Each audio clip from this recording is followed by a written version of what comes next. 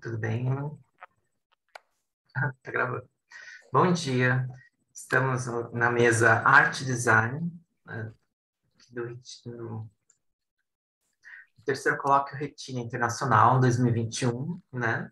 E nesta mesa, onde vamos trabalhar, vamos ver Arte Design 1, temos a presença de Sidney Tamai, da Unesp, a professora Suzete Venturelli, da Universidade Anhembi Morumbi, Maria Elvira Rosetti, Gilberto Prado, também da Anhembi Morumbi, também a Maria Elvira, também da Anhembi Morumbi, a Luísa Arduino, Andréa Catropa, também da Anhembi Morumbi, e eu participo também do programa de doutorado da Anhembi Morumbi, né? Vamos começar, então, esta mesa redonda com a apresentação, o trabalho de Sidney Tamai. Obrigado. Eu vou agora tentar.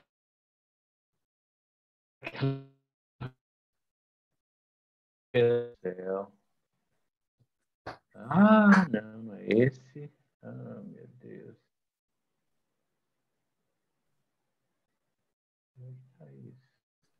Tá aqui. É esse. Olha, achei.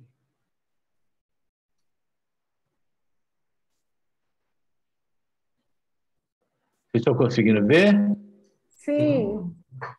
Beleza. Então, eu vou fazer uma apresentação. O meu nome é Sidney Tamai, eu sou arquiteto e sempre trabalhei nas relações, né, em campo ampliado entre arte, arquitetura, cidade, essas coisas.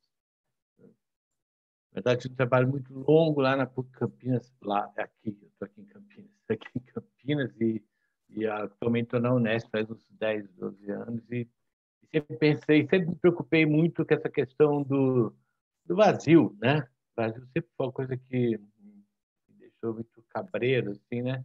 E até porque a gente tem uma história longa, né? A gente gosta de contar a história da gente, mas desde a coluna do Maciel no Pasquim, né? Chamada Underground, eu vi aquilo e sempre discutia a questão do zen, do vazio, né? O Otis e mais o Suzuki. Eu falo, pô, isso é legal, é importante, é fundamental para mim. Eu percebi a importância disso, sempre quis trabalhar com essas questões, ou entender isso, né? Primeira questão do tempo e a segunda questão do vazio. Então, como é que isso é no espaço arquitetônico? Que o objetivo da arquitetura é o espaço arquitetônico, né? A arquitetura e a engenharia parece que faz a mesma coisa, só que a arquitetura lida com o espaço, enquanto o engenheiro produz a estrutura, produz o conjunto, mas o foco da arquitetura é o espaço. E sempre me preocupou como visualizar esse meio, né, espacial, espaço-temporal, polissensorial, como ativar esse vazio. E aí, como chegar nisso? Você pensei nisso e sempre dei sorte de trabalhar muito com as questões do D2D até os 3D, até a cidade. Dei sorte não, a gente constrói esse caminho, né? Querendo ou não, a gente constrói, né? Não dá muita sorte, não. Tem que fazer a sorte acontecer. E aí, então foi desse jeito. Historicamente foi isso lá, talvez 71, depois 82, foi vários momentos aí, depois foi agregando tudo isso e construindo esse repertório. Então, a questão da transitividade entre as artes, o campo ampliado, né? Krauss e tal, toda a questão da desmaterialização da cultura, objeto digital, mundo digital virtual, cyberespaço, a rede, as novas temporalidades, como isso vai agregando uma discussão nessa questão do vazio, né? Ativado. Então, tem aquela questão que você, a leitura zen, o conceito de campo, né? Lá do Einstein, né? E as variáveis de densidades materiais, como elas se articulam, não mais como figura e fundo, né? Também a questão do quase objeto ou não objeto do Goulart, sempre também muito ligado a essa questão. O Goulart é sempre muito inteligente, né? Sempre foi muito inteligente. Espaço liso e a questão do espaço estriado, liso, né? Mais institucionalizado, e o estriado menos institucionalizado, e como isso leva a uma leitura mais aberta, né? Quase como um vazio. E as questões locais do site específico, que são variáveis, né? E você consegue, a partir disso, construir alguma coisa. Então, essas trocas sensíveis também eu procurei fazer com os artistas, né? Com a escultura, com o pessoal, né? Eu acho que era o pessoal que podia trabalhar melhor a arquitetura, avançar na arquitetura, especialmente no ensino, que é onde eu trabalhei muito com isso, né? Trabalho amplificando, a ideia era um pouco essas expansões, por exemplo, amplificar as bordas entre a questão disciplinar, por isso que é transdisciplinar. E botar em xeque a questão, né, do dual, cheio e vazio, sujeito-objeto, espaço-tempo, né? É claro que eu não falo isso o tempo inteiro para a moçada, mas o que está em jogo, estruturalmente, sempre foi isso. Agora eu vou rapidão, vou passar um monte de coisa, a gente vai correr, beleza? Então, eu comecei muito com desenhos do vazio, como é que é essa questão do vazio, quem, na verdade, mais do que desenhar, é a questão de quem olha e onde olha e como olha, né? Minimizando essa questão da figura do fundo, né? Então, o vazio como uma possibilidade de impulso, como mola propulsora, né? Capaz de gerar signos mais abertos, né? Então, foi por aí. Então, a ideia de superfície foi trabalhada em vários níveis também. Então, desde coisas simples, né, como essa questão do vazio, como é que se incorpora e percepção, a signagem não redundante e colocando em crise a questão, em dúvida, mais que em crise, em dúvida, a questão da figura e fundo. Então, os cegos, vazios, né? Rapidão, é assim que vai, tá, gente? Então, veja que você aprende a ler pelo vazio, né? Então, tem vários, isso muda essa maneira. Até se colocar no vazio é importante, né? Eu botava a moçada tudo para colocar em situações um tanto perigosas, mas que colocam você em jogo, né? Diante da imensidão. E aí também a questão do pictórico lido dessa maneira também, não é isso? Sem limitar espaço, mas a partir das manchas, portanto, do que é menos significativo. Tem vários estudos sobre isso, mas eu sempre procurei fazer uma leitura mais parcial disso, né? Então, é pura luz, né? Pura luz, até chegar nessas coisas. E as derivações disso em público, tudo de superfície 2D, aí é na PUC, na PUC Campinas. E aí vê coisas básicas, do tipo, quanto as questões dos vazios na cidade, isso aqui é para o pessoal da Unicamp, da arquitetura. Tem o pessoal do primeiro ano trabalho, gente. E aí, ó, você vê que a coisa do desenho era mais importante no espaço, criava mais estranhamento do que o cadeirante, né? Então, a gente foi descobrindo isso, foi trabalhando nessas questões. Bem interessante esse trabalho aí. Então, era o vazio que você gerava, né? Na verdade, a redundância, né? Ela gerava um vazio. Enquanto você, com o signo aberto, você criava, mudando a base, né, cínica, né? E a base de suporte, você criava uma outra possibilidade de entrada na questão, né? A questão, no caso, social. E também outros, aqui foi o pessoal da Unicamp também. Então, vamos trabalhar a questão a partir dos concretos, Neo e Minimal, todo esse povo, né? Como é que a gente trabalha essa questão da cidade, os cantinhos, coisas, os ruídos pouco interessantes, não ruído como uma possibilidade de arte, mas como nada, né? Como é que a gente trabalha isso? Então, por vários trabalhar essa questão do local e o avanço. Por acaso, eu fui aluno do Maurício Nogueira Lima e trabalhava essas questões na Praça Clóvis, se não me engano, não, no Lago São Bento, né? As paredes. Então, era bem interessante, né? Se aproveitar disso e trabalhar os avanços, os recuos da cidade a partir dos espaços vazios. Esse é outro. Esse espaço vazio era frente de uma escola de motorista que usava o amarelo e o preto. E a cidade também tinha uma situação que pudesse trabalhar essas questões. Então, bem trabalho.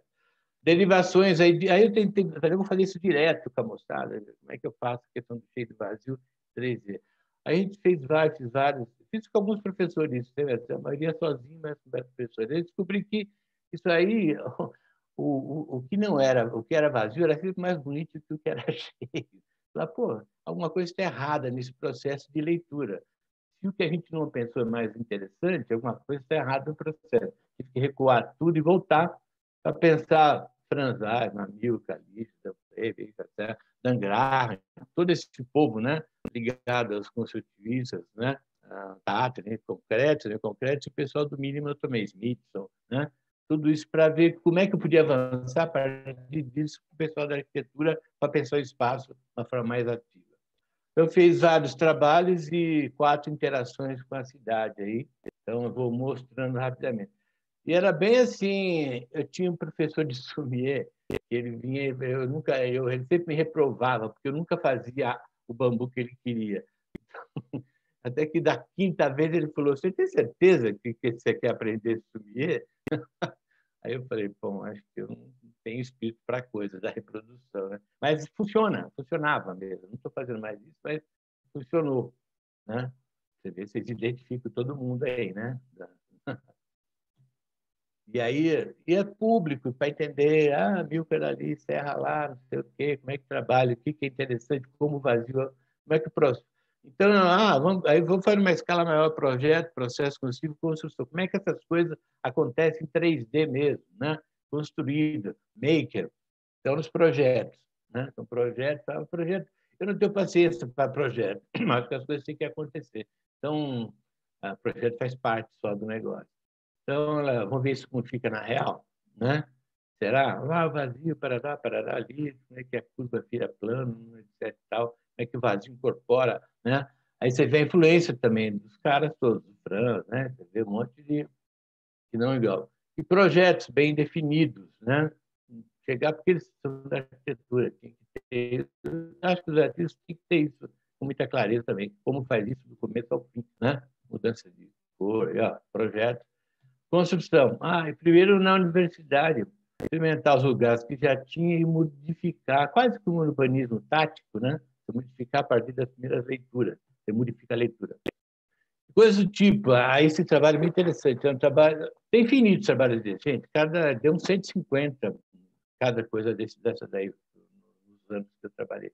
Isso aqui os módulos eram feitos de tal maneira que você não conseguia sozinho segurar ele. Ele tombava porque era pesado. Ele necessariamente precisava de 2 ou 3 pessoas. Então, era uma brincadeira lá, Lígia Clark, né? Você, obrigando as pessoas a interagir em cima do objeto. E aí modificando ele no espaço em função do local, do local também. Mas, e o diálogo, né? Um pouco de brincadeira, com a grade em cima, vai aqui embaixo, o mínimo de materialidade, o mínimo de processamento e o máximo de poética possível, sempre nessa direção, né? E trabalhos lindos, que são nada, e como você parte rapidamente de um polígono para um poliedro, isso aí é só uma placa com corte no meio e mais nada. E aí, na operação mínima do zigue-zague, você, aliás, chamava de... Quem fez eu nem me lembro, cara, porque isso é um trabalho depois coletivo, você vai nas ideias, você vai brincando, coisas desse tipo também, né? Aí tem um óculos e tal. Aí tem uma história toda, mas lá, né? E a projeção de sombras é muito importante, os rasgos também, que era a questão do vazio, como é que isso trabalha, como é que se ocupa no trabalho, eu nem chamo isso de escultura, mas é um recombinante escultórico, que eu dava para ele, e dele mesmo e ele no contexto. Isso é só um círculo, né? Mas um círculo, dependendo como você corte, organiza, ele vira. E aí, há brincadeiras com a topologia também, né? Aquela coisa toda. Que é dentro, que é fora, e contexto, as curvas, e aí vai embora. Tem cada luz. Tem uma cor de cada... E projeções, brincadeiras do tipo... É bem... É uma mistura de tudo. É Dan Graham, com mais não sei o quê, com outras coisas. Na verdade, nunca tem um... Esse cubo não existe, ele só tem um plano ali, né? E é bem bacana. E aí, isso tudo, falei, pô, tem que ir para outro lugar, para a cidade, né? Então, como é que eu trabalho isso? Como é que eu apresento isso? Aí, o trabalho com o LOCUS, é a ferroviária antiga, que você tem um centro de apresentação cultural. A gente apresentou lá várias vezes, tinha uma interação, coisa e tal, mas era uma linha reta, e a gente se ocupava das projeções de luz estabelecidas, a projeção das falhas de luz da praça. Esse é uma praça que a comunidade chamou a gente, porque a prefeitura queria ocupar o vale, a gente falou, não vai ocupar o vale não, a gente chamaram a gente, para ir lá fazer um trabalho com eles para ocupar a várzea, para não deixar a prefeitura tampar o riozinho que tinha ali. A gente fez mas aí foi um outro tipo de ocupação do lugar, ser mais social, uma mídia, e deu uma brecada. Mais gente entrou na parada e deu uma brecada na ocupação da várzea. Aí, então, um espaço menos liso lá, mais menos liso aqui, mais liso, mais institucional, que era uma praça com a comunidade lá, Aparecidinha, aqui numa periferia aqui de Campinas. E aí é legal porque você vê que os novos usos é que dão as contas, né? Que de fato são espaços, né? E de fato trabalha a questão dos vazios. Essa imagem diz bastante dela. Essas também. Jamais ocuparia esse trabalho como essa moça está ocupando ali, né? A direita, nem a esquerda, nem por cima, nem por baixo. Então, e era institucional mesmo, tá vendo? Já eu fiz a parte com a moçada, né? Isso que produziu alguns, inventamos outros, e a gente ocupou esse lugar dessa forma, um projeto de um colega nosso aí, a prefeitura. O mais legal disso é o que eu vou contar agora, rapidamente, é que eu fui lá recentemente e não existe mais nada disso. Simplesmente a prefeitura retirou tudo, eu só fotografei as marcas no chão. E mais uma coisa aqui, não, que eu achei muito triste colocar as marcas no chão só, né? Eu não sei o que aconteceu com isso. A comunidade adorava. Um outro mais ainda, esse aqui ao contrário, né? Menos Sidney, Oi. 5 minutinhos. 5 minutinhos, já vai. Menos Não, eu aviso. Tá, legal. É essa no campo. Aí já tento trabalhar com a ideia de vou indo para a arquitetura. Direto numa mata de eucalipto, como trabalhar essas questões do material, né? E como trabalhar o local. Aí eu vou para o final, que é isso daí, né? Porque elas são 4 formas diferenciadas de ocupar, de trabalhar. E aqui eu vou para o final da moçadinha do primeiro ano, que é a continuidade. E como você trabalha os vazios materiais, a transparência, né? Como você afeta mais o locus ou não, como você muda, e daí todas as discussões de vazio que eu tinha acabado de falar. E, enfim, ufa, corri, hein, gente? Acho que é só isso. O final é isso aí. Foi um processo longo, até para encontrar um jeito de falar, e é logo no começo, as pessoas têm chance de pensar alguma coisa, de mudar e de alterar a sua maneira. Não transformar o objeto como uma fachada da arquitetura só. Ao contrário, pensar estruturalmente ela. Essa sempre foi a minha preocupação em ativar o espaço vazio, né? Aquela questão polissensorial, saber que a relação sujeito-objeto não é de mestre de senhor. Nenhum dos objetos é assim, né? Os objetos ainda são tratados como escravos, né? Mas não é nada disso. A gente tem que trabalhar essas questões de uma outra forma. É só Bem isso. bonito, Obrigado. Sidney. Parabéns. Obrigado. Como é que eu saio daqui? Só um pouquinho. Sidney. Em cima você tem muito legal. parar compartilhamento. Aí já foi. Senão a gente pode parar também, Su. Jaime, deixa a discussão para depois de todo mundo falar, tá bom? Porque senão às vezes não dá certo isso, não dá tempo. Deixa eu só falar uma coisa, gente. Eu vou ter que sair no meio porque eu vou estar comandando, eu vou ter que abrir uma outra mesa.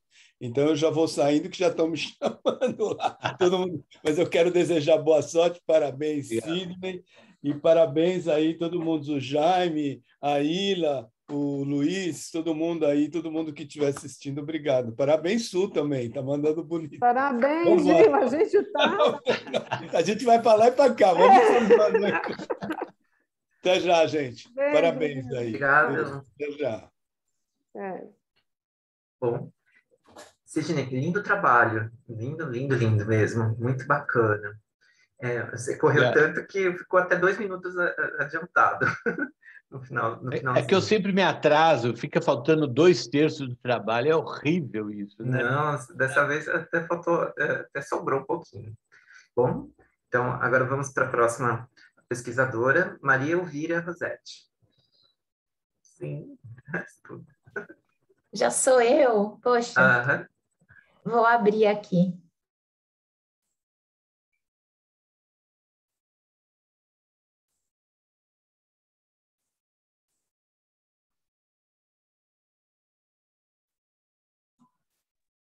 Chegou aqui.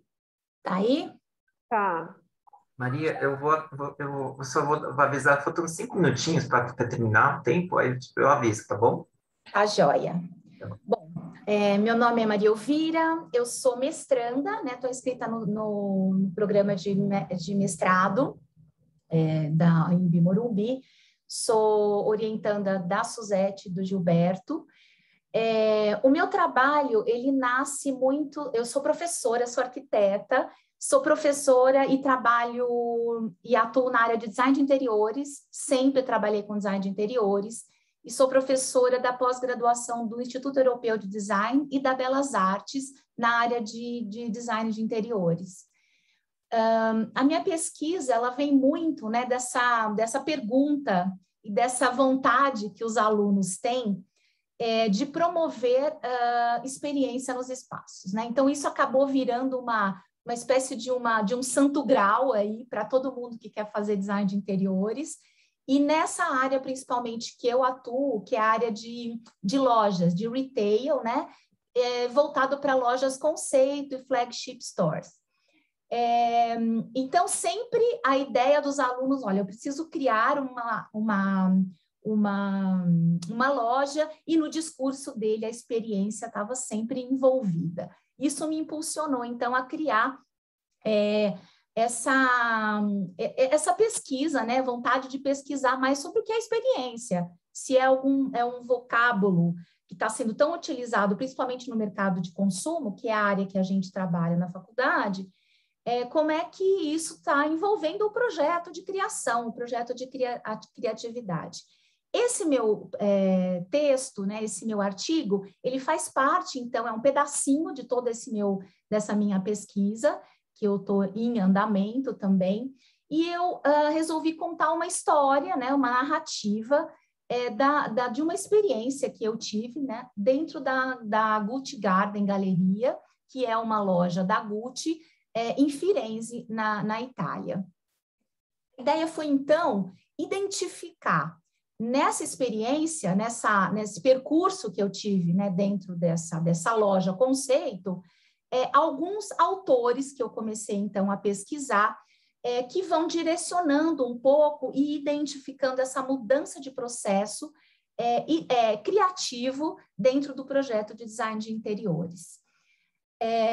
Então, aqui eu vou utilizar 2 autores para falar um pouco de economia de experiência, que, na verdade, já virou uma teoria, né, nesse mercado de consumo, e do design experiencial, que são algumas fontes ou alguns caminhos que estão sendo pensados e desenhados para que os designers, né, comecem a dar uma resposta para essa necessidade que o mercado tem apresentado ultimamente. Então, assim, as minhas palavras-chave aí da minha pesquisa, nesse texto, nesse artigo, é a economia da experiência, falar um pouco sobre isso, design experiencial, dentro do design de interiores, né?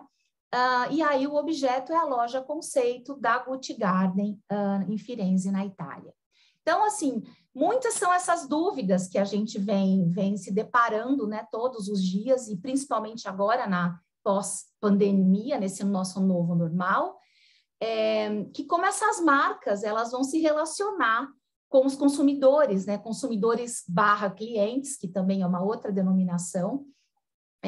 As lojas físicas, qual é o potencial das lojas físicas? Elas vão continuar existindo, e se elas forem continuar a existir, o que será feito delas? O que será o atrativo dessas lojas, já que uma grande quantidade de pessoas hoje compra através da internet, dessa interação online, né, com o consumo, e o que as marcas vão oferecer dentro desses espaços. E a gente vem assistindo aí uma grande quantidade de marcas que já estão se reposicionando, né? Principalmente uma loja que foi lançada há pouco tempo, foi uma loja da Amazon, que é uma marca extremamente, né, online, se estabelece com o público de maneira online, e ela cria uma loja física para atrair esse consumidor a contar, né, uma história do que ela é como identidade de marca. Uma das primeiras teorias que eu estudei para esse artigo foi a economia da experiência, que foi apresentada por Payne e James Gilmore em 1999, e propõe a utilização das sensações como uma nova fonte de valor. Então se por muito tempo nós estivemos aí com as matérias-primas, com os serviços, né, que são ainda elementos intangíveis, com os produtos. Para o Gilmore, para o Pine e o Gilmore, a experiência são coisas memoráveis. Então, são elementos imateriais que precisam ser acrescidos nesses espaços de consumo para que você estabeleça uma relação mais íntima, né, mais afetiva com o seu cliente, na forma de aproximar esses clientes à sua marca. Então, a economia da experiência, ela se configura como uma teoria para o entendimento dos negócios do mercado de consumo contemporâneo. Com o advento da internet, boa parte do elemento humano existente nessa relação de compra e venda tradicional, ele foi eliminado, criando uma conexão direta com o consumidor final. A grande quantidade de sensações entregues pela tecnologia e o aumento acirrado da concorrência levaram à saturação da economia dos serviços. Neste novo cenário, muitas atividades tradicionais do setor do consumo se igualaram, ficando destituídas de diferenciação. Então, a ideia aqui é entender que produtos hoje são iguais, né, são muito parecidos em termos de materialidades e tecnologia, e o que eu vou agregar como valor, como adereço nesses produtos para que eu consiga criar o engajamento do cliente. Para desenhar experiências que provoquem sensações e emoções no universo dos negócios e do consumo, será necessária uma mudança de mentalidade nos processos de criação, e é isso que me interessa. Quais são esses elementos que vão instigar o processo de criação do designer de interiores, né, para alterar de maneira poética, né, a trazer e a buscar e resgatar questões da imaterialidade, do simbólico dentro do objeto de design de interiores, que vem muito migrando aí do processo de criação arquitetônico e que ainda traz as relações de função muito forte na sua concepção. E um outro autor que eu estudei foi o Marcus Bucchini, que ele fala do design experiencial. Então, aí ele prepara esse designer, né, a olhar de uma outra maneira para o design, através da experiência. E aí ele vai falando, né, que a experiência são fenômenos induzidos, que possuem referencial e intencionalidade, então é factível, sim, de se criar ambientes que consigam incitar ou promover através dos sentidos, né, a experienciação desse espaço. Segundo ele, nesse processo existe um aspecto ainda muito pouco observado pelos designers, que é o fato experiencial, que se refere à sensação, à emoção e ao prazer que este produto pode proporcionar ao usuário. A atenção sempre está voltada às características racionais do produto e do projeto, né? E pensando dessa maneira é muito difícil você conseguir atingir a sensação do teu cliente, do teu usuário, segundo as teorias, né, do Pine, do Gilmore e do Bucchini. Economia da experiência e o design experiencial na construção da narrativa memorável da Gucci. Então, agora aqui eu vou contar um pouco dessa história, desse espaço, né, dessa loja conceito, e pensar na questão da narrativa como elemento extremamente fundamental. O Pine, ele coloca essa nova atividade do negócio como um espaço, quase que um espetáculo, né? Um espaço de teatralização desses lugares, dessas lojas, desses ambientes de consumo. E aí a Gucci, ela teve várias modificações a partir de 2015, por conta da mudança do diretor criativo, né, que é o Alessandro Michele, e ele vai, então, imprimindo nessa marca quase centenária vários valores de ativismo, valores essa atividade ambiental, de gênero, né, que vai muito a ver com essa cena contemporânea mais jovem, né, de clientes mais jovem. E ele também ele traz muito do estilo da Gucci, a utilização de alguns estilos, né? Como o estilo kit, que é uma mistura lá do romântico, a mistura de vários estilos, de várias necessidades. O futurista, o estilo dramático, né? O barroco, que é muito importante, nascido lá em Veneza, na Itália. A ideia de terror e opulência. Então, ele vai redesenhando esse novo universo para a marca. Então, em 2018, 3 anos após ele estar na liderança aí da diretoria da Gucci, ele inaugura, então, essa loja conceito em Florença, que é a casa da marca, onde a marca nasceu, né? E articulando esse espaço, propondo uma experiência que se descreve através de um pequeno museu, onde peças emblemáticas foram revisitadas, e aqui eu coloco como um resgate, né, para contar essa história, um resgate da memória da marca, lojas com produtos exclusivos, como roupas, acessórios de moda e objetos para a casa criada no mesmo espaço, objetos que só vão ser vendidos na Gucci Garden de Firenze, e aí eu coloco aqui uma ideia e um conceito de exclusividade e do autêntico, que o Pine e o Gilmore, eles colocam também como importantes conceitos, né, para você criar esse espaço onírico, e restaurante para degustar as delícias da culinária italiana. Então, eles chamam aí um chefe de cozinha, um chefe totalmente premiado, né? E aí, para incentivar gosto, né? O gosto vem, né, da ideia do paladar e do sabor, através do sentido. Então, sobre essa curadoria do Alessandro Michele, e uma coisa que me chama muita atenção nessa passagem é a ideia de curadoria, como elementos, conceitos e palavras, né, e significados da arte começam a migrar para dentro desse ambiente do consumo, né? E o Lipovetsky mesmo fala dessa ideia da hiperestetização do consumo. Então, a ideia de trazer várias outras linguagens para construir essa cena, né? Para desenhar esse cenário novo para o consumo. Então, ele tem aí uma parceira, que é uma professora de história de design na Universidade de Veneza, e eles vão se apropriar do Palácio della Mercanzia, que era um palácio icônico, né, na época dos Medici, em Firenze, um edifício do século XIV, e aí eles criam uma nova transformação com toda essa curadoria de peças de artistas que vão entrar para criar essa nova cena.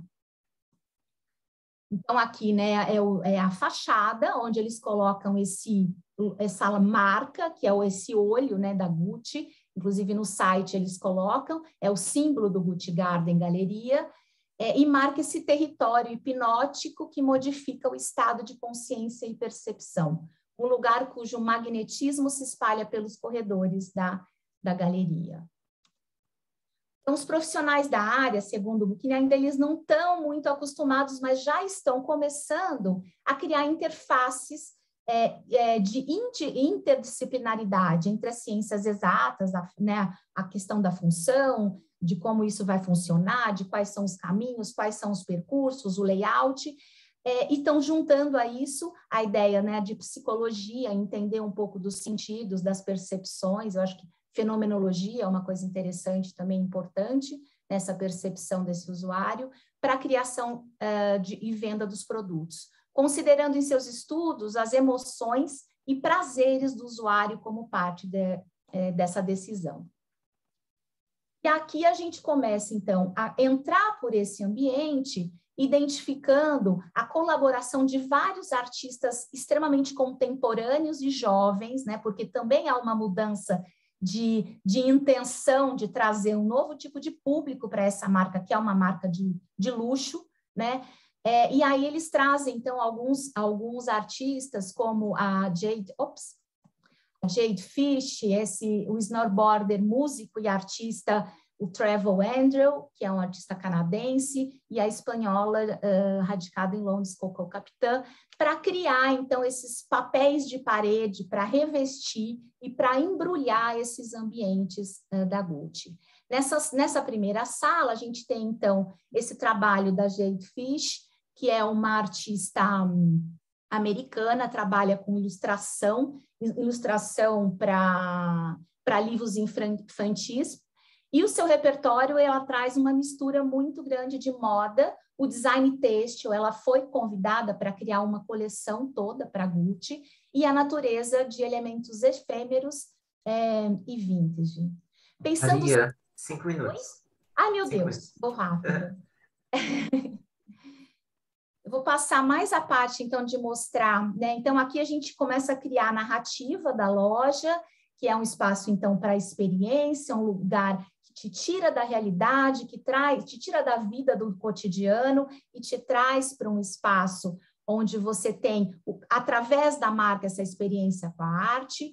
Essa sala é a sala onde eles recriam as marcas da Gucci, desenhado por vários artistas, né, que foram chamados e que passaram pela trajetória da Gucci.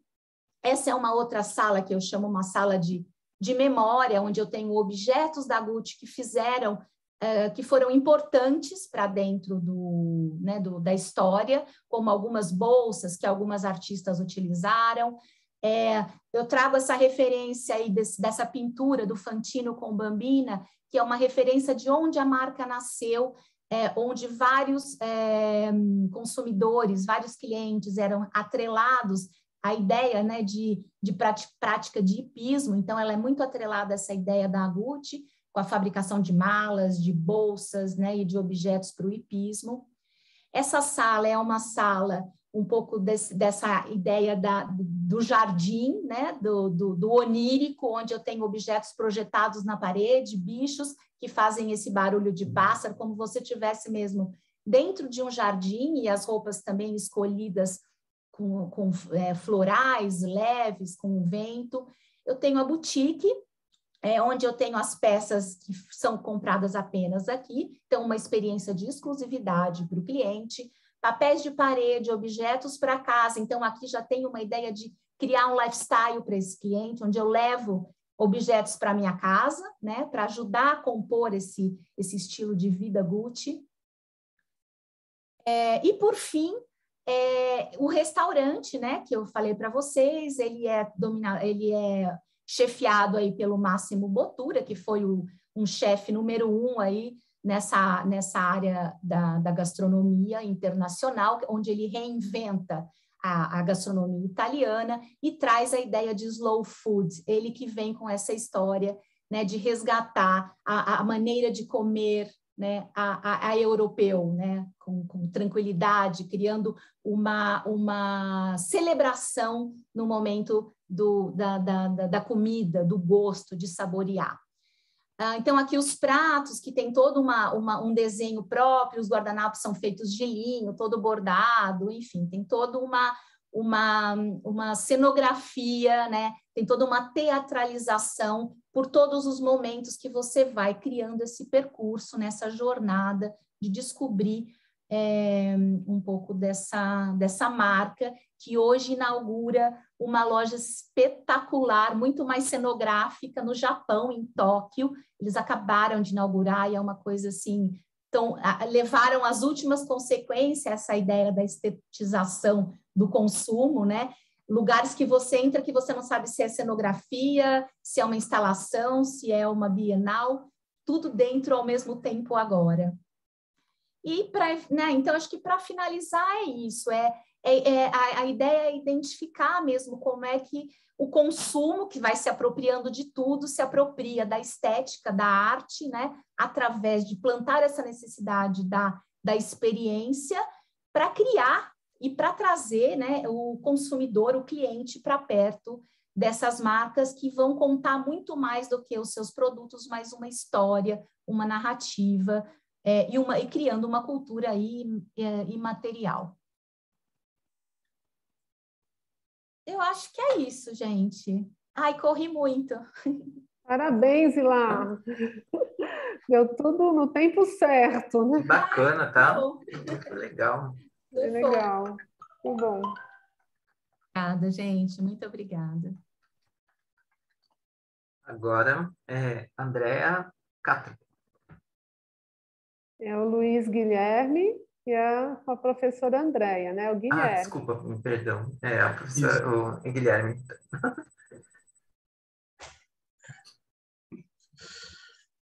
Compartilhar a tela aqui, então, tá? Ok. Boa apresentação.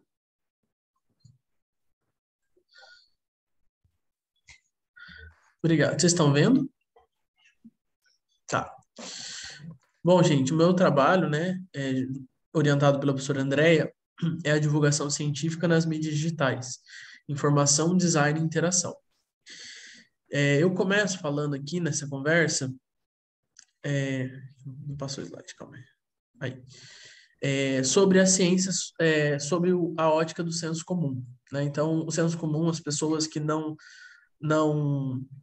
participam, né, que não são do ramo acadêmico científico, muitas das vezes, né, de acordo com o Demo, vem a ciência como uma entidade que está acima de outras comunidades e que provê respostas absolutas. Então, eu trago aqui uma fala de Demo, que ele vai falar: a percepção comum da ciência está repleta de expectativas simplistas, sobretudo no sentido de que os cientistas seriam gente acima de qualquer suspeita, produzindo oráculos definitivos, detendo em suas mãos os conhecimentos perfeitos, né? E essa fala de Demo, em 1995, é uma fala muito recorrente, né? Em que muitas pessoas não entendem, não compreendem o que é a ciência, a importância da ciência, e, de certa forma, desvalorizam, né, os pesquisadores, as produções que são realizadas. Então, é muito importante que as pessoas compreendam o que é a ciência e o conhecimento científico. Então, o conhecimento científico ele precisa ser acessado por essas comunidades, né, além da nossa comunidade acadêmica e científica.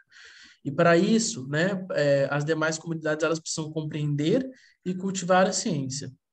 Sala é um dos autores que eu estava lendo para poder fazer essa pesquisa, e ele vai falar que somente quando a ciência se torna profundamente enraizada como um elemento cultural da sociedade é que ela pode ser mantida e desenvolvida, que pode ser mantida e desenvolvida uma tecnologia progressista e inovadora, tornando-se então, portanto, uma associação íntima e vital entre ciência e tecnologia.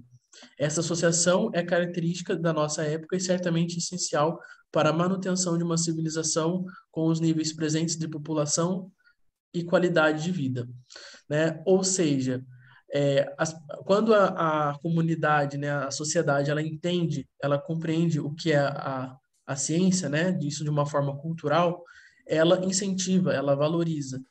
E em meio, né, a um contexto sócio-histórico em que a gente percebe a desvalorização da ciência, né, o crescimento de fake news, a falta de investimento, né, em ciência, em pesquisa, é importante a gente discutir esse tema e falar sobre esse tema, né? Então, o conhecimento científico precisa chegar nas outras comunidades presentes na sociedade. Elas precisam entender para poder valorizar.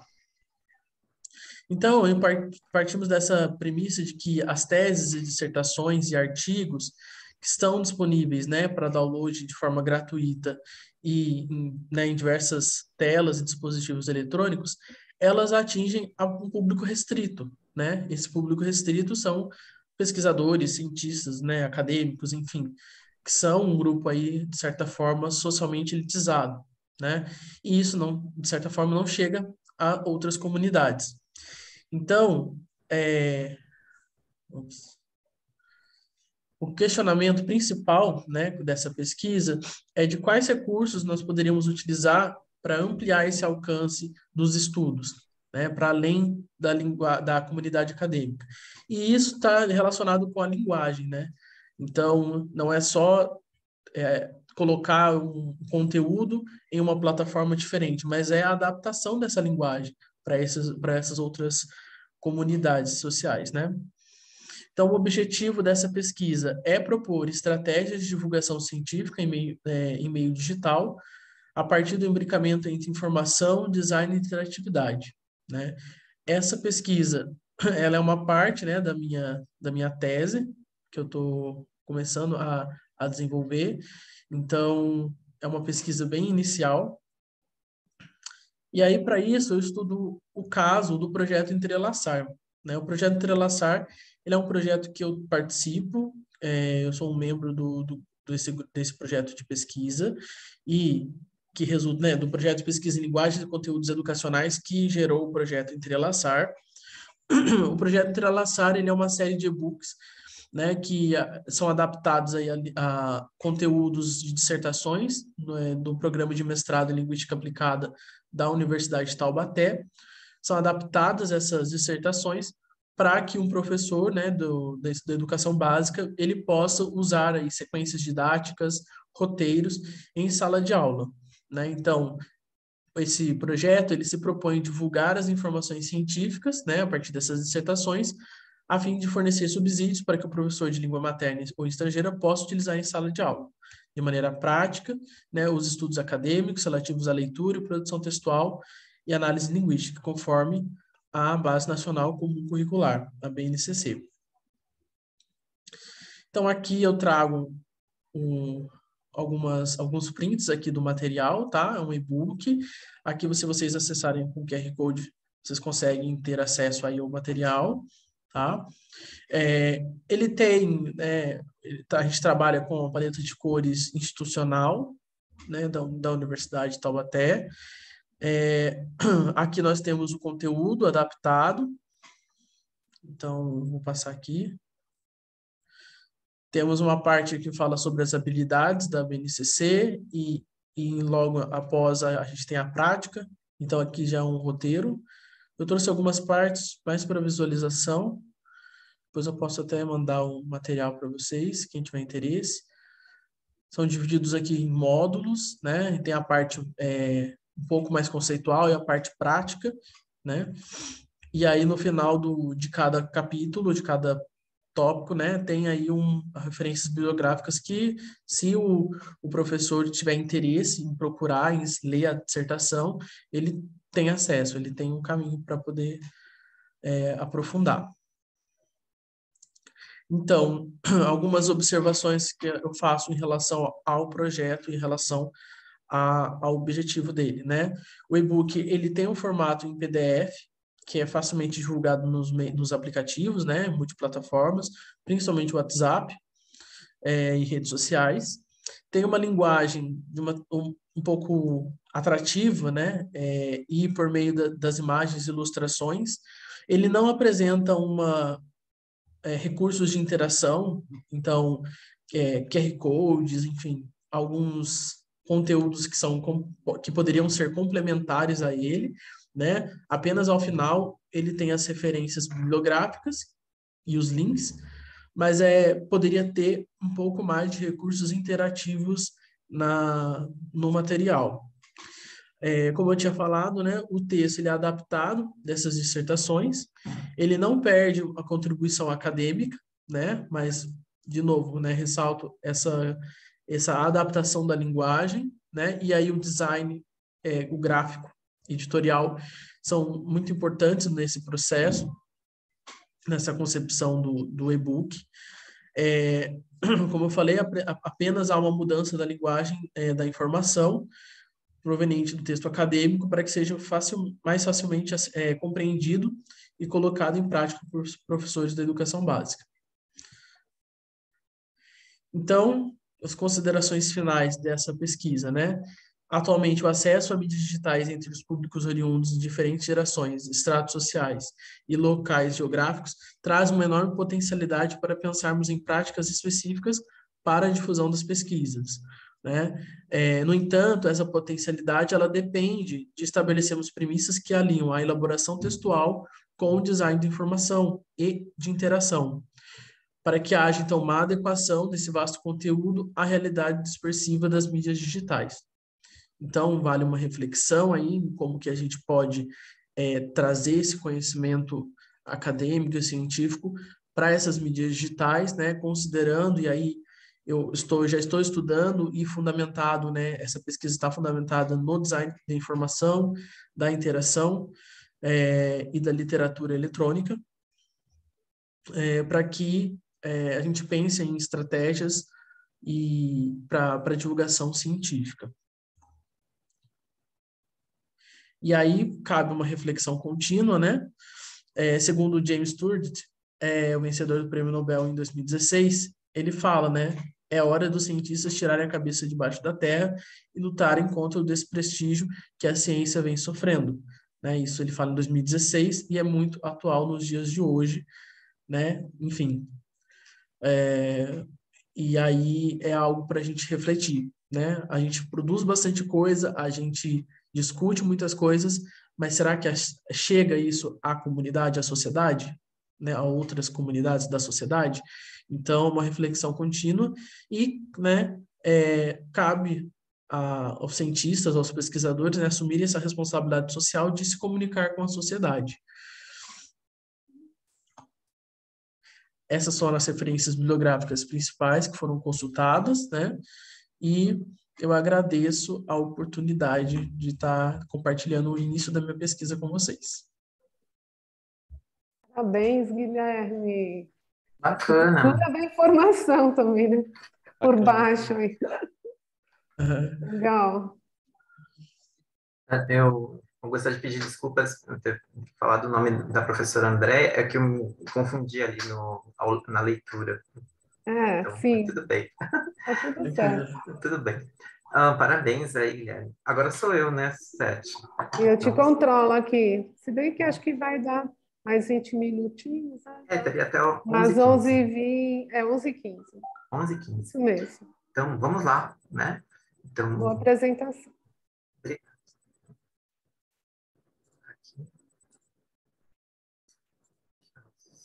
Aqui, e eu preciso compartilhar.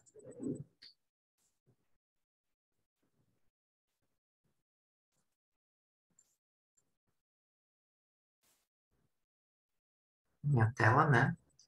Bom, chegou. Ok. E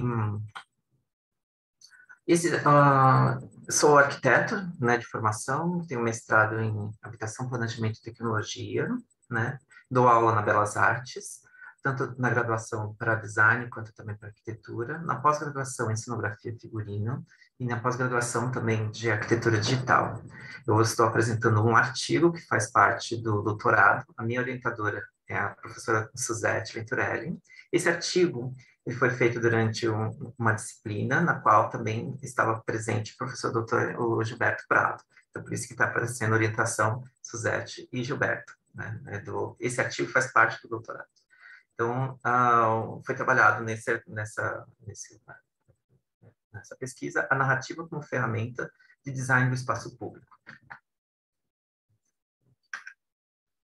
Então, eu começo já na introdução, né? Este século XXI, ele começa exatamente com essa questão, né, aqui eu coloquei uma imagem das Torres Gêmeas, né? Que ela reflete exatamente uma questão que nos permeia até atualmente, né? Por mais que nós construímos nossa realidade, construímos essa imagem do que foi as Torres Gêmeas, do que é Nova York, a maioria das pessoas não vivenciou fisicamente as torres, não vivenciou fisicamente, né, essa questão imagética que constrói ali Nova York, constrói este grande evento, né? De forma que esse material, são essas imagens, esse olhar terceiro, que constrói exatamente uma imanência, um significado, essa narrativa, né? Essa história que tanto vem neste universo pós-digital, né? Nesse século XXI, ele se apresenta a todo tempo numa consolidação de novos espaços públicos, né? E nessas ágoras digitais, conforme Levy, né, são propostos projetos de digitalização cultural da sociedade, e um processo que teve forte aceleração durante esse final do século XX, e como apontado também por Cardoso, atualmente conforma a saber-cultura contemporânea, né? Aqui aproveitei e coloquei a imagem do evento que nós tivemos do Hub, né? Então, no ano passado. Então, está aqui o Gilberto, está aqui a Suzete, então nós estamos aqui, né? e como esses processos, né, eles permeiam agora, a partir dessas novas ágoras, essas questões de construção do cyberespaço. É o simbólico e o físico, o real e o imaginário, né? Então, ao tratarmos do espaço público, né, neste século XXI, tratamos de articulações entre essas questões que permeiam o imaginário, o que é real, o que é simbólico, o que é físico, né? E tais questões, elas foram abordadas também em trabalhos como do Kevin Lynch e do Gordon Cullen, quando na construção de uma leitura possível do espaço público, né?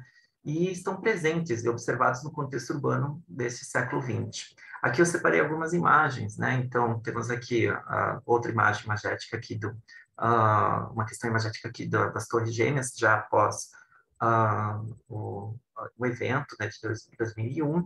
Temos aqui a queda aí do Muro de Berlim, né? E o espaço aqui do Bernatschumi, né, onde temos as folies. Então, todos esses espaços, eles são muito mais vivenciados de forma imaterial do que materialmente, do que fisicamente estarmos presentes ali.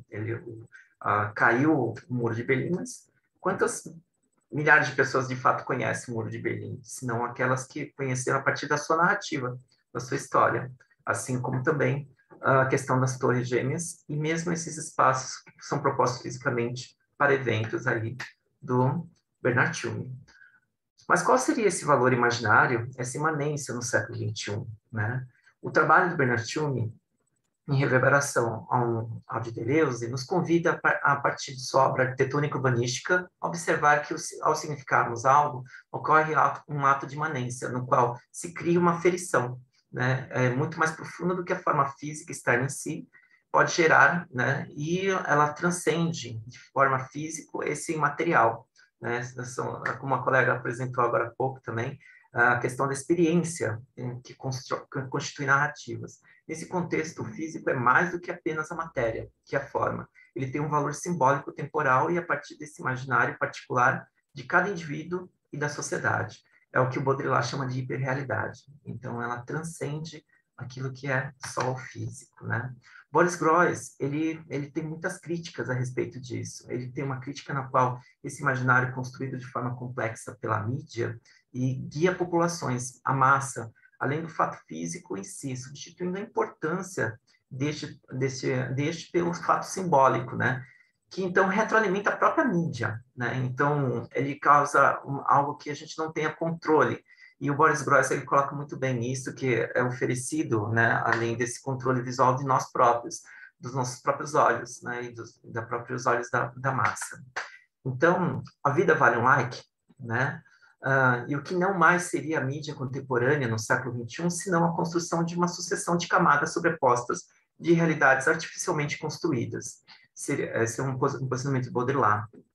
Groys questiona essa imposição agressiva mediática de construção e dessa urgência, né, da imagem pública para a constituição do que é público. Essa imagem ela é muito chocante, porque exatamente para tirar um selfie, exatamente para uma questão de estar ali presente, existir de forma midiática, esse casal faleceu. Esse casal não é a última foto deles, né? Então, é muito, muito chocante mesmo, né? Como nos levam exatamente para a existência nesse espaço público, a tomar atitudes que transcendem exatamente a sua segurança física como ser, né? Então, quem conhece aí o Beco do Batman, né? E fisicamente, como é que ele funciona? Eu coloquei uma pergunta aqui interessante. O Beco do Batman é muito conhecido em São Paulo, né? E ele tem uma questão que ele transcende esse espaço físico. Eu não conheço ele, não conheço fisicamente, mas eu conheço a história que vem e que dá importância para que ele exista. E isso passa por vários outros espaços físicos que passam a existir de forma pública, não por sua existência física, mas sim por sua história, por sua narrativa. Groys articula e critica como a construção coletiva do espaço público atual se molda conforme a somatória de percepções semelhantes, quando presentes e validadas pela mídia. Por esse viés, observamos a imensa importância da gênese do simbolismo individual na construção do espaço público contemporâneo, né? Então, é que eu coloquei também essa questão dos likes. E aí, eu refletindo e pensando sobre, estou propondo aqui um algoritmo de construção, de uma abstração do que seria esse espaço público contemporâneo. Como pode ser visto aqui pela imagem, ele não tem um início, ele pode acontecer em qualquer um desses pontos, né? Mas ele tem uma questão de que, ao momento em que se inicia esse algoritmo, se observa que a mídia, ali no canto esquerdo superior, ele funciona como um grande filtro. Então, e o sujeito que está, ou a unidade, vamos colocar ali, né, como o Baudrillard apresenta, se ele, essa interação e esse significado, imanência que ele dá para o processo, ele pode ocorrer, né, ali no centro, mas esse sujeito pode estar em qualquer essa unidade pode existir em qualquer outro ponto, né? Então, exemplo, né? Então, se a gente começasse aqui no significado de imanência, a partir de uma informação que viesse da narrativa de massa, né? Logo depois, de absorvermos essa informação, a gente criaria uma nossa própria narrativa. E essa somatória cria uma narrativa inovadora, porque ela não é igual à narrativa de ninguém, né? Essa nova narrativa vai criar uma realidade e vai interagir com o espaço público e material, que é por onde ele é compartilhado. Essa realidade vai gerar ou não uma ação, né? Essa ação vai gerar um espaço público físico ou não, né? Ou uma interação nesse espaço físico. E essa interação nesse espaço físico, como mostrado lá no Sydney, né? Muito bacana as suas esculturas ali naquela região que ia ser meio que subtraída ali do uso público, né? Ele vai criar essa reação, esse imaginário, né, que é uma semiótica da população, uma narrativa de massa, que receberá novamente a questão de um filtro da mídia, ok? E aí vamos continuar exatamente criando exatamente esse viés, esses algoritmos, essas interrelações em lógicas, que no caso aqui eu tentei colocar de uma forma abstrata, né? A imanência, o tempo e o evento, né? E aí entra a narrativa. A narrativa trata de um conceito a partir do qual se racionaliza, se organiza em tempo e espaço uma série de eventos. O contexto, os indivíduos, objetos e interrelações, que por meio lógico geram uma história de ação e reação compreensível. Tal meio lógico é a narrativa, a linguagem, que permite dar e transmitir um valor simbólico, uma imanência a um fato que passa a ser real. Imanência esta que ganha tal status devido à sua história, à sua narrativa de como foi compreendida e incorporada à cultura, né? Então, um exemplo que eu coloquei aqui, a foto aqui da Catedral da Sé, né? Uma coisa muito física. Ela tem, em todos os seus espaços, nada é gratuito.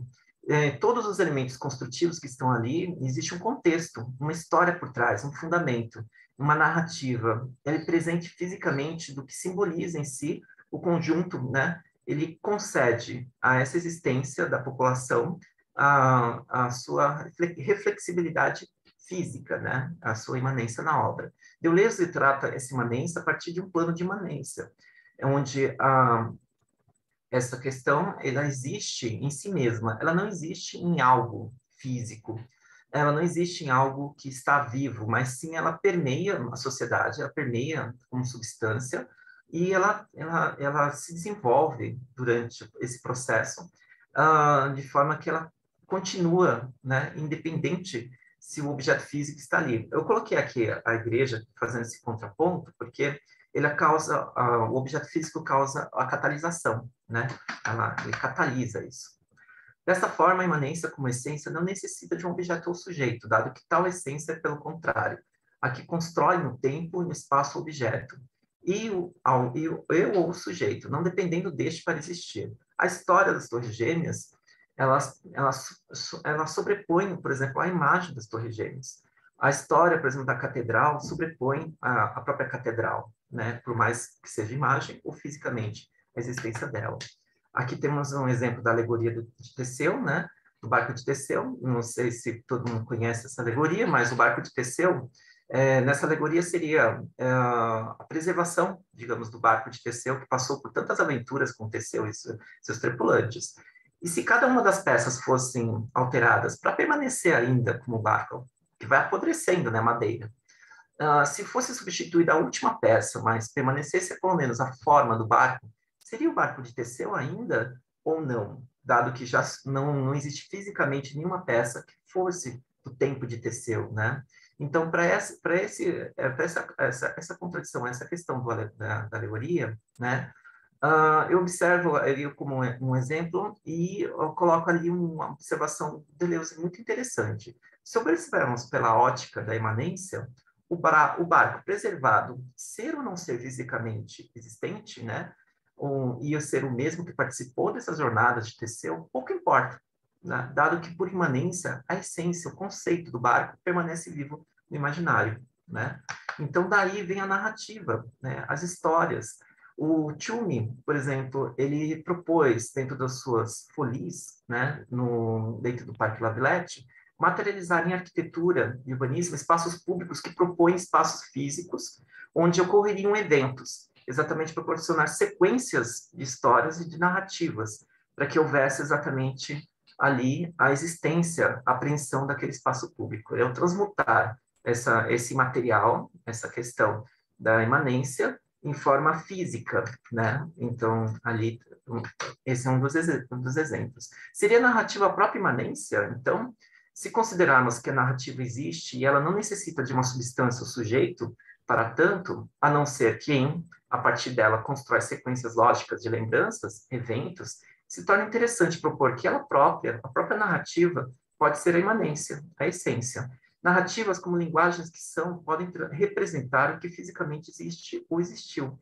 E da mesma forma, podem constituir de forma tão poderosa algo ficcional que é possível, através dela, que se torne físico, o que era antes ficcional e material, né? Então, exatamente, podemos catalisar essas narrativas e transformá-las em imagens. Essas imagens podem ser digitais, podem ser, faltam 5 minutinhos, podem ser digitais, podem ser objetos físicos, como estavam sendo apresentados, mas, de qualquer forma, né, são as narrativas que estão construindo esse espaço público que hoje pode ser material ou pode ser vivenciado fisicamente ali, a partir exatamente de experiências. Essas experiências podem ocorrer tanto no digital quanto também no físico, né?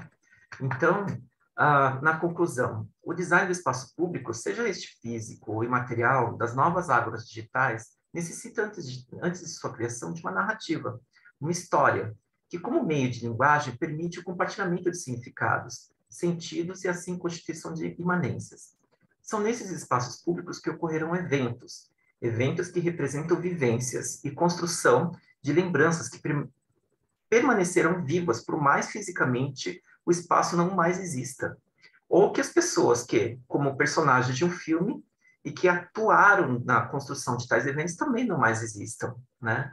Tais lembranças, histórias, existem em forma de narrativas, e são tão poderosas essas narrativas que são como catalisadores de heterogêneses, capazes de criar e transformar o espaço público físico e ou as novas ágoras digitais.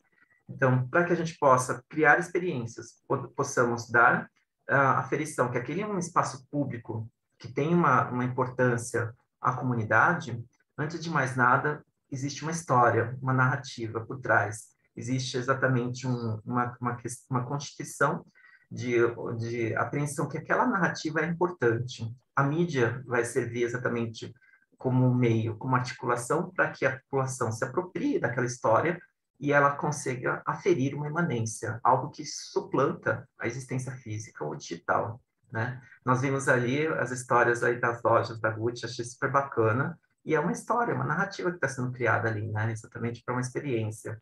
E assim também a questão aí de como, né, essas narrativas constituem espaços físicos e digitais. Bom, é isso. Obrigado, pessoal. Tá bem, Jaime. Muito bom. Então, a gente tem um tempo de debate agora. Parabéns, né? Jaime. Bacana esse trabalho, hein? Obrigado.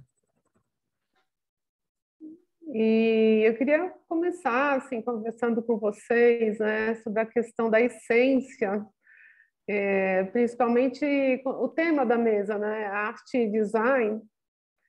A gente tem uma tradição, né, dessa relação, né, que não é nova, né, a relação entre arte e design.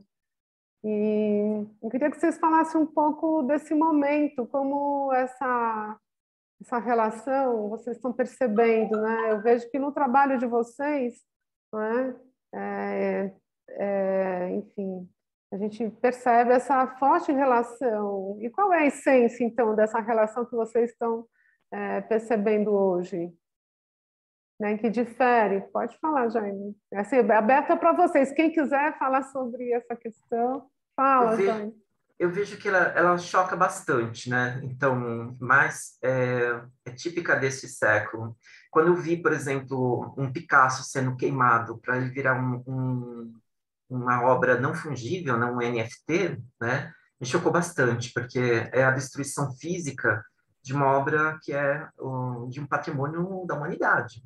E ela se tornou algo de uma forma que se observa a democratização, né, do objeto em si, né, ali de forma imaterial, e num posicionamento onde diz assim, ó, não importa mais o físico, importa a história desse físico, né? E aí eles fizeram isso. E o pior é que estão virando moda, né? Aí teve outro grupo que pegou de outro artista e queimou também, né? Então, isso ainda me choca bastante, porque não sei se... Eu vejo mais a coisa mais bagunçada, mais heterogênea, meio Edgar Morin. Eu acho que podia existir o físico e podia existir o digital. Não precisa destruir o físico, sabe? Sim, para valorizar o digital. Eu não precisaria, por exemplo, aquela coisa do doido, né? Que quer pular de cima do prédio, né? Para vender a ideia dele, né? Colocar a ideia dele e se mata, né? Literalmente ele morre. Então ele vira um evento e todo mundo olha aquele evento, mas ele não precisa morrer para isso. Pode existir outras formas, né? Mais interessantes de fazer isso. Muito bom.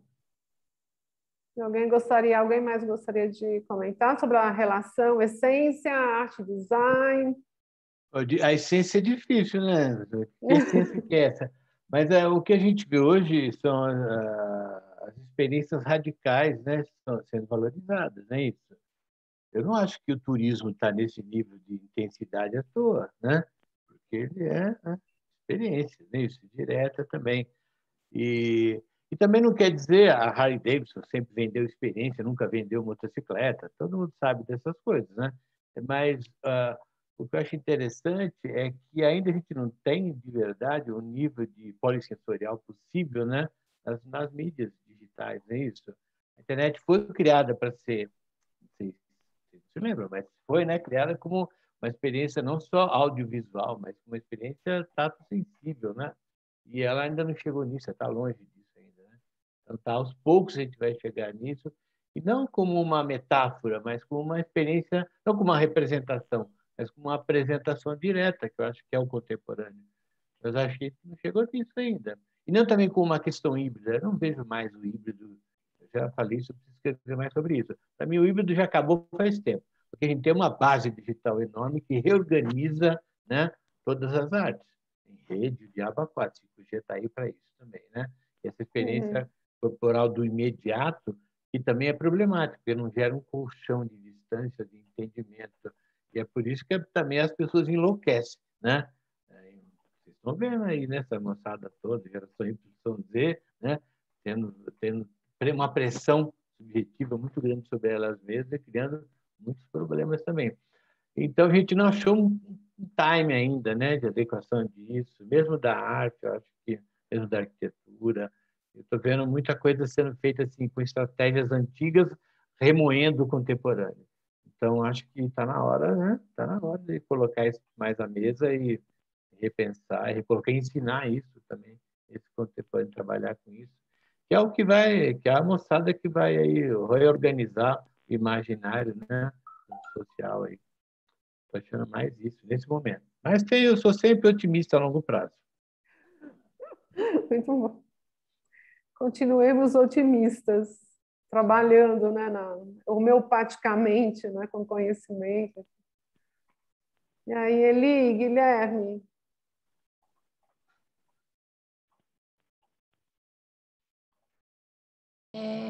Puxa, eu vejo que no caso, né, da arquitetura e do design, claro que com tudo isso, né, que os colegas falaram, mas tem uma questão de uma quebra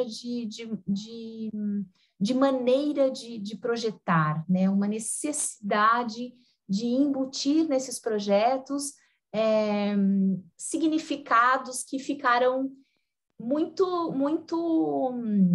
afastados e apartados da arquitetura. Eu acho que, né, em consequência da arquitetura do movimento modernista, né, onde um significado muito e um valor muito próprio relacionado à funcionalidade, a questões de inexistência, né, de questões relacionadas ao espírito, à sensação, né, era uma questão muito mais de organização social, e eu acho que nós ficamos por muitos anos meio que reféns, né, desse pensamento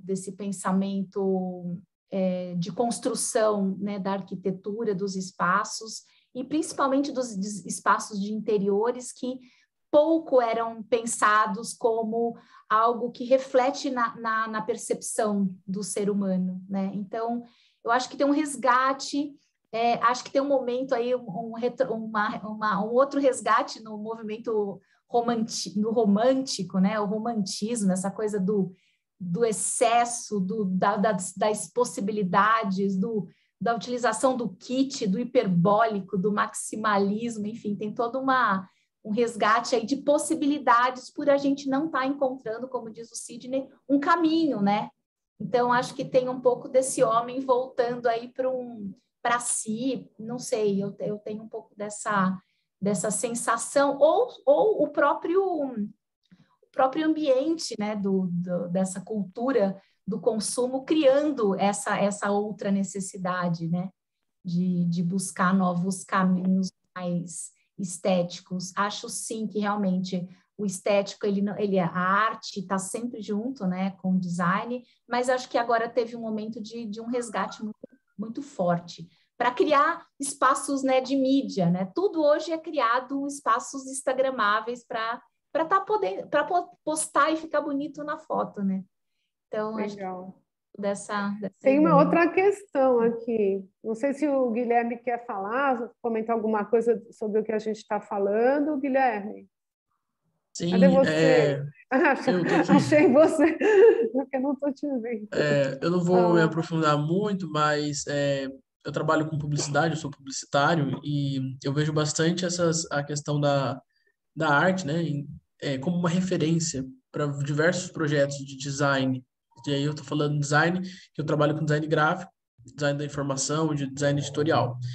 Então, eu acho que assim, a arte e algumas, até outras peças de design, né, design gráfico, hein, servem muito como referência, né? Então, eu vejo como uma referência, não uma apropriação da arte ou da estética, né, apenas para venda, mas como uma referência mesmo, né? A gente percebe que várias peças publicitárias são tão bonitas, né? Propagandas são tão esteticamente bonitas e elas são inspiradas em muitas artes. Então, como eu trabalho mais com esse design gráfico, eu vejo assim dessa forma, né? Partindo dessa discussão. Acho que cada um aqui falou de uma perspectiva diferente, né? E acho que isso a gente acaba se encontrando nessa questão. Obrigado, Suzete. Ótimo. Eu vou agora ler a pergunta para a mesa, tá bem? Então, é do Alex e faz a seguinte questão. Estamos caminhando por uma certa materialidade como uma possibilidade material ilusória de imagem como novo representante desta nova era? Aí, continuando, onde o corpo físico está cada vez mais sendo substituído por essas representações imagéticas. Vai, Jaime, pode. Okay. Eu acho interessante observar as questões em que a gente precisa, né, por uma questão individual e mesmo também de grupos mesmo, de constituição da sociedade, dizer o que é realidade, o que é verdade e aquilo que exatamente nos colocam como valores, né? Para tanto. Então, observando, né, essas nossas questões do pós-digital, no qual não temos mais fronteiras em relação às realidades constituídas tanto de forma imaterial quanto de forma física, né? Podemos citar algumas questões ali. A gente pode voltar uns 3.000 anos atrás, né, entre Platão e Aristóteles.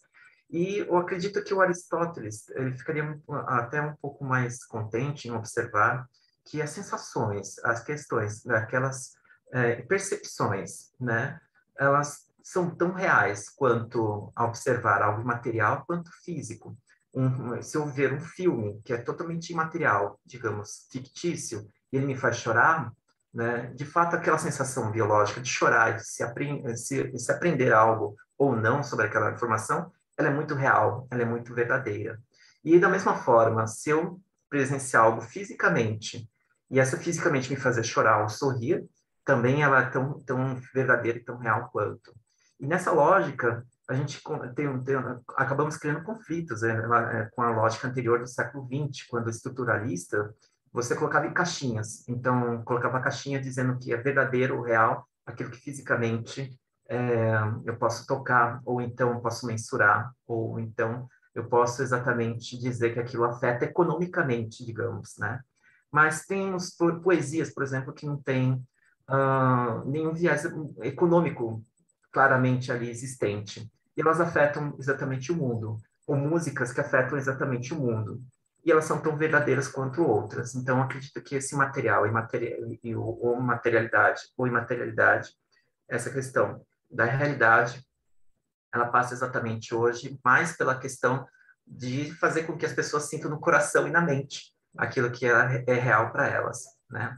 Então, eu vivenciei as Torres Gêmeas, eu vivenciei, todo dia a gente vivencia histórias aí colocadas pela mídia ou pelo aquilo que a gente aprende, que a gente nunca fisicamente viu, mas a gente está criando ali um viés de realidade. Aquilo está sendo real naquele momento. Muito bom. E aí? Essa ilusão da imagem, Sidney e lá, Guilherme, gostariam de... Eu posso falar alguma coisinha. Me lembro lá da galáxia de Gutenberg, quando o Marco falava isso, a eletricidade é tátil. Aquilo para mim foi uma porrada. Falei, cara, a eletricidade é tátil, né? O que significa isso, né? Então, o que você está vendo é que nós estamos numa fase de transição mesmo. Os meios projetivos, produtivos, que fazem você pensar e organizam o imaginário, eles ainda são decorrentes do século XVIII, XVII, né? Métodos de projeção, sistemas, né? Que implicam numa redundância do objeto. O objeto ele é sempre organizado para cair no objeto, não é isso? A gente não incorporou, assim, como o Malatesta, o pessoal do MIT, a ONU, faz experiências com o corpo, na produção, na projeção, né? Tátil sinestésico. E aí implica uma outra realidade, que a rede ainda não está preparada, mas breve estará preparada. Então, a gente tende a ganhar corporeidade em uma presença.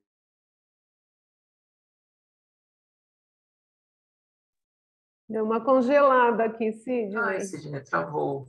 Travou um pouquinho. É. E lá, gostaria de fazer algum comentário sobre essa relação? Voltou, Sidney voltou. Voltou, Sidney? Acho que não, para mim não. Meu Deus do céu. Então... Voltou. Voltou. Tá, então não mais como no sentido, né, da Bauhaus, é isso, mas é o outro momento agora, né? Então eu acho que estamos criando condições para isso, vai demorar um pouco, vai reconfigurar, não olhar mais só, mas o corpo inteiro. E é muito bacana, é um momento muito bonito. Eu sempre acho incrível poder participar desses momentos de mudança. Então estamos aí para ver o que acontece e para também trabalhar e dar essa direção correta e não usar meios antigos para coisas que são contemporâneas e não tem nada a ver e não nos leva a nada. Então, eu vejo mais por aí. Otimista, sempre, a longo prazo. E lá, você gostaria de fazer algum Só comentário? para complementar, que eu acho que a questão, né, do tátil, né, do estar, né, do estar presente, de ocupar o espaço e como esse corpo ele transforma esse espaço e como esse espaço transforma o corpo, eu acho que é extremamente importante. Acho que, pelo menos a pesquisa que eu tenho feito aí na área de consumo, as lojas elas estão voltando fisicamente, sim, com força e criando novos adereços para conseguir resgatar o cliente para dentro dela, claro que com o intuito, né, de consumo, mas enfim, buscando atrelar outras ideias. E eu acho que uma questão que nos faz muito falta é a questão do ritual, né, e do simbólico. Por isso que eu sinto que isso está nessa necessidade nossa de resgatar essa ideia, né, da contemplação, do envolvimento com as coisas de uma maneira mais realmente tátil. Acho que de estar, né, juntos também, de né? estar, Enfim, no de toque, perceber, né, nessas outras relações, né, físicas. E isso Exato. altera muito, né, a questão, né, dos espaços, na questão das escolhas de materialidades, o que eu vou colocar ali para conseguir envolver esse corpo que vai estar, né, tatilmente ali em contato. Vamos ver como é que caminha, né, essa volta ao real. Tudo é real, né? Ninguém está separando, mas enfim, como é que é Real, essa caminhada, esse devaneio, né?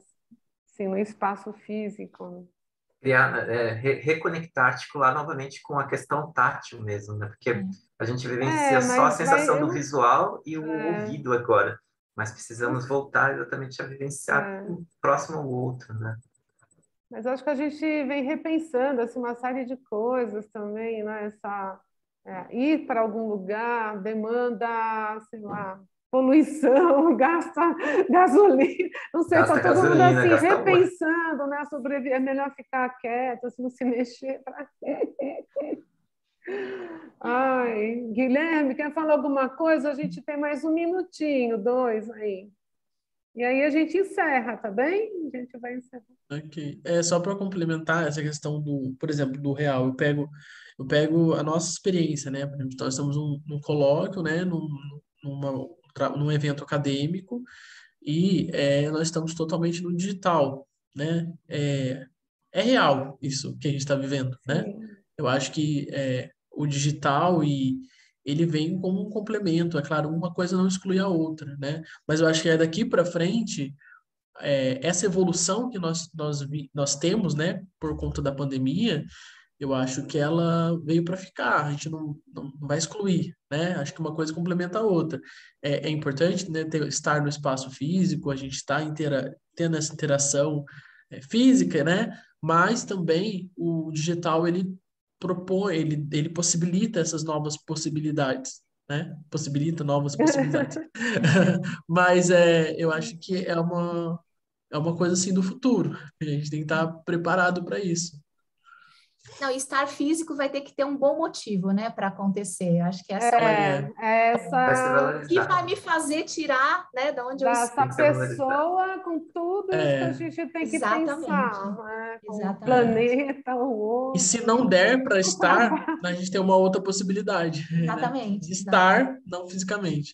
É, é o ver É, que não é subvalorizado o estar presente, mas ao contrário, é uma muito mudança. valorizado, É Muito muito valorizado. muito valorizado. valorizado estarmos presentes no mesmo espaço, fisicamente, né? Isso. Gente, muito obrigada, Jaime, pela Obrigada. coordenação, pela Obrigado. apresentação de todos, né? A coordenação do Jaime, da mesa. E, bom, em breve a gente vai encaminhar para vocês assim, o prazo para o texto, né? Para a conclusão do texto, que ainda não enviou, para a publicação nos anais, tá bom? A gente vai fazer com calma, porque é o final do semestre também. E tá bom? É isso. Então vai ter. E eu estou gravando, a gente está gravando tudo, também vai disponibilizar. Fala, Jaime. Uma foto, alguém quer ligar a Ah, câmera para sair aqui para tirar um selfie de Zoom, né? Então, se eu quiserem também vou ligar as câmeras para fazer. sair, acho que é legal. Aí, Milton, aí, olha, É, vamos lá. vamos. E aí, Andréia, olha. Tudo bem? Olha lá. 3, 2, 1, sorriso. Falou, Depois gente. eu compartilho. Obrigada. Tá bom. Beleza. Beleza. Tchau, gente. Abraço para gente. todos. Suzete. Bem bacana. Obrigada, Valeu. Sidney, Obrigada. lá, Jaime, Guilherme. Tchau. Tchau. Muitos Tchau. beijos. Tchau. Continue, né, acompanhando. Sim.